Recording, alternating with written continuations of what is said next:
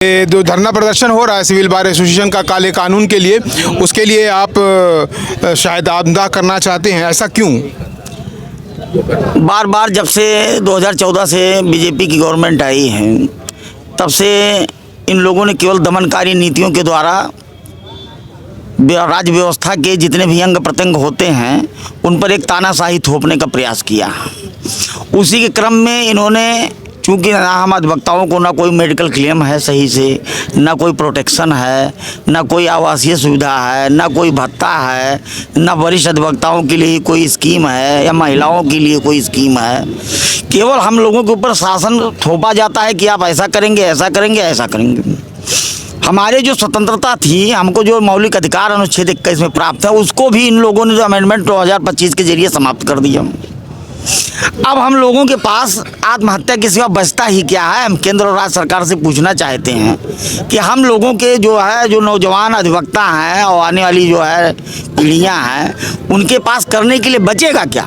जब हम खुद ही, हमारी स्वतंत्रता खत्म हो जाएगी तो हम दूसरे को किस प्रकार से न्याय दिलाएंगे?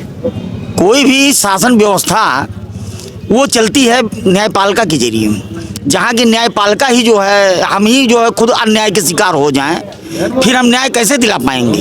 ऐसी स्थिति में मरने के अतिरिक्त बचता क्या है? शर्म आनी चाहिए जो है सेंट्रल गवर्नमेंट को और उनके जो है नुमाइंदों को, जो ऐसी उल्टी उलूल जुलूल चीज़ों को बना रहे हैं। प्रशासन द्वारा आपके पास अभी कोई ऐसी लोग नहीं पहुँचे इसे? प्रशासन की कोई आवश्यकता नहीं है और ना हम प्रशासन को कुछ कहने जा रहे हैं। हमारे अध्यक्ष महामंत्री जी द्वारा जो सूचना प्रेषित करनी थी कर दिया है। मुझे इन सब चीज़ों की कोई लालसा नहीं, मुझे ये भी कामना नहीं थी कि आप आएंगे मेरा इंटरव्यू लेंगे। मैं केवल अपने अधिवक्ता भाइयों के हित को, संघर्ष को धार देने के लिए, उनको न्याय दिलाने के लिए, केंद्र तक आवाज पहुंचाने के लिए मैं ये कार्य कर रहा हूँ। जी बहुत बहुत धन्यवाद। जैसा बताया, आप अवगत हो चुके हैं कि ये धरना और प्रदर्शन क्यों हो रहा है, इसके बारे में आपको जानकारी हो गई है। हमें दोबारा रिपीट करने की आवश्यकता नहीं है।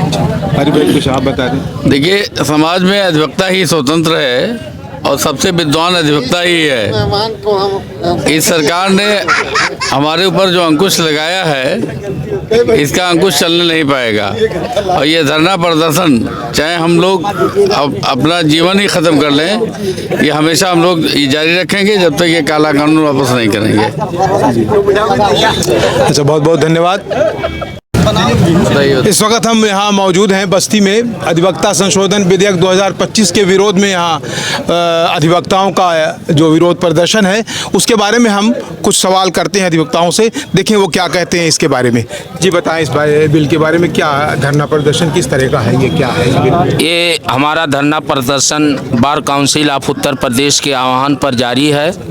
और ये धरना प्रदर्शन बल्कि हमारे प्रदेश, हमारे ज़िले का बात नहीं है, ये पूरे देश में ये धरना प्रदर्शन इसी तरीके से हमारे संगठनों द्वारा चल रहा है। जहाँ तक इस धरना प्रदर्शन का सवाल है, हम चाहते हैं कि हमारा जब तक अधिवक्ता संशोधन विधेयक बिल 2025 भारत सरकार इसको वापस नहीं लेती है, ये काला कानून जब तक वापस नहीं लेती है, तब तक हम सब धरना प्रदर्शन इसी तरीके से करते रहेंगे। नहीं, ये बिल जो है इससे क्या फ़र्क पड़ रहा है आपके ऊपर? क्या फ़ायदा क्या नुकसान हो रहा है उसके बारे में थोड़ा बताएं। इसमें तो फायदा कुछ नहीं है, खाली अधिवक्ताओं का नुकसान है। अधिवक्ताओं की स्वतंत्रता छीनी जा रही है।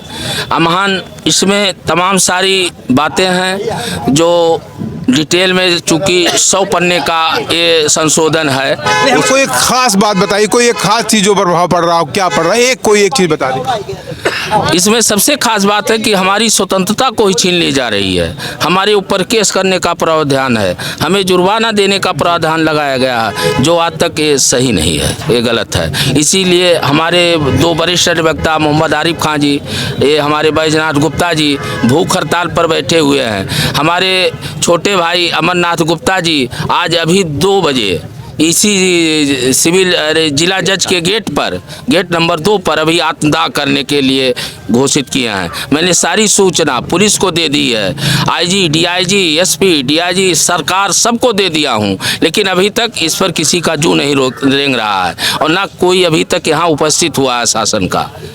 आज एक ये कब तक धरना चलेगा? जब तक आप ये धरना आज सायं 5 बजे तक है और फिर अगली रणनीति बनाकर हम अपने बार संगठनों से फिर अगली कार्रवाई के लिए